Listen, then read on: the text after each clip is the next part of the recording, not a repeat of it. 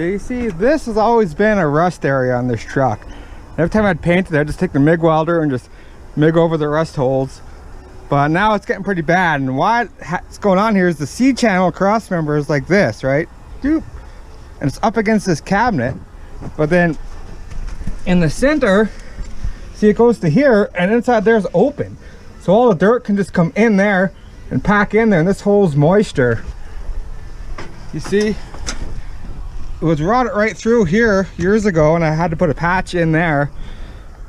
And now this is rotted through. Now one solution would be just to cut this hole out nice and just leave this hole open. It would look bizarre, but at least it wouldn't rot through anymore and you could clean it out. But it seems kind of crazy, but effective. And I noticed this corner here is rotted out. That's why it's all like that in there, because all the wintertime road corrosion juice is getting in there. So I have to address this and that. That's cool. Yeah, I got all the rust cut out. There's a rust hole there, but I'm just going to fill that with weld. It just needs to be sealed up. No need to reinvent the wheel here. And I cut out a piece. There's a little rust hole here, so I cut out a piece there. So I just got a piece of 12 gauge here. I'm just going to bend this to a 90 in the vise here, and then trim it down and tack her in, and tack the other patches in and weld her up. Okay, so I got a piece formed in there. Kind of got crazy with the hacking with the zip disc, but that's okay. That'll weld up in 2 seconds. I'm just going to use, I'm just going to stick weld this. It's 1/8 60-10, tack it downhand. It'll be fine. I'm not setting up the MIG for this little job on this rusty crap. Yeah, it's probably going to be people that are going to pipe up and say I didn't show my work, because I wish I showed my work, but that's just, I just took that chunk of 12 gauge, beat it to a 90 in the vise, stuck the big chunk on. You know, you just look at it, okay, I got to lop off a big chunk, you know, and you just look at it, mark it, trim it, and just get it closer and closer until it fits. That's it. Right at the start, you're lopping off big chunks, and you'll do some measurements and take a look at it and eyeball it, and lop off big chunks to get it closer and closer. So you start cutting off chunks, and then at the end you're cutting off slivers until you get it to fit. So there's that. So this here, I'm just going to cut a little sliver of 12 gauge, put it underneath, and just plug weld there to seal that up. And this inside one, I can just stick my scrap of 12 gauge over, trace around the inside, get a perfect size, trim it out, weld that in. This one I'm just going to measure it, cut a piece out and stick it in there, and it'll be good enough. And I'll get back to you when this is all tacked in. If I get too far, there's that 60-10 in there. Wow, there's a pretty big gap on the bottom and top I had to fill in, but that's good. Get some good penetration, so then when that gets ground flat, it should be good. That's tacked in. I'll weld out while I have better access while this is all open. Then once that's welded, I will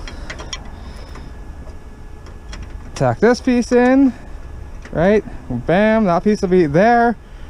And then this is clearly all just rust, so I'll take this little fella, stick that little fella there, butt it up to there, and just weld her till she's solid. Smooth it out with the die grinder. Tighten. Yeah, take a 1/4 inch hard disc, knock down all the high stuff, flatten out the hard disc, shine it off with the flap disc, prime it and paint it, and that's, oh yeah, she'll be good.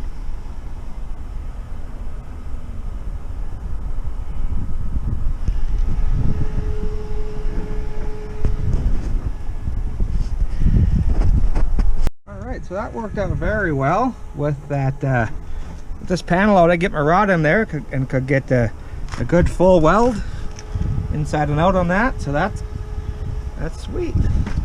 Next patch, this one. So I'm using a little Everlast here. It's 200. I think it's an Everlast Power Arc ST200. I think it's what it's called. I don't know. I guess it doesn't say it on it, but that's what I think it is. Great little machine. Just bought it a little while back to replace my old Thunderbolt. Right, it's got the 60-10 settings on it. Got a bunch of Arc Force, hot start, a bunch of crap that I just don't use or won't use. live lift TIG. I did get a TIG torch for this. Running at 70 amps. 1/8 tin, 5P plus. And just putting her in there. Got that piece down there, so I'm not going to burn through all this rust down to the new metal I put in down there. And get this piece tacked in, so I'll just weld that up and grind her off, and that'll be that. Cool. There's all that welded up. Gonna flatten that out a bit with the die grinder. I'm probably gonna leave it a little bit high because there's lots of clearance for the door. Yeah, let's ground that up. If there's any pinholes or low spots, I can go back over it, but not a big deal. It doesn't got to look too fancy. I'll bring you back when she's all cleaned up. Okay, well I better show you this. I got beaten on that corner, and of course that corner was rotted out too. Why would I think it wouldn't be? That's a drain hole that was torched in there, but once all the heavy flakes of rust got chipped off, there was a hole in that corner. So I'm going to show you the patch. See, no lap welds. I'm butt welding everything, cutting it out, because the lap welds is going to trap moisture between and rot out even more. So butt welding, yeah, weld that up. Well, the rain's still holding off. It's supposed to rain all day, but then the forecast just kept getting pushed back and back and back. Sometimes it's sunny, sometimes it's clouded over, but well, hopefully it holds out. So, well, bam! Well, I'll do a bit more flap disking right there, but whew, I would call that good enough. I left it purposely built up a bit higher in there. It's all solid new metal, all weld metal. And that's nice. Inside patch. There's that. And underneath. Whew. There we go, solid corner. Not what I had planned to do today. The plan was to buff this off and get this side in primer and start painting, but oh well, I guess just a minor delay. Working on old crap, man. You gotta take it as it comes. So there, got a nice solid corner again. Very, very nice. Very nice.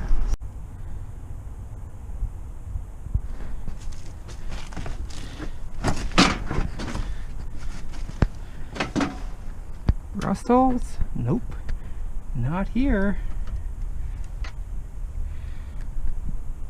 Seamless. Excellent.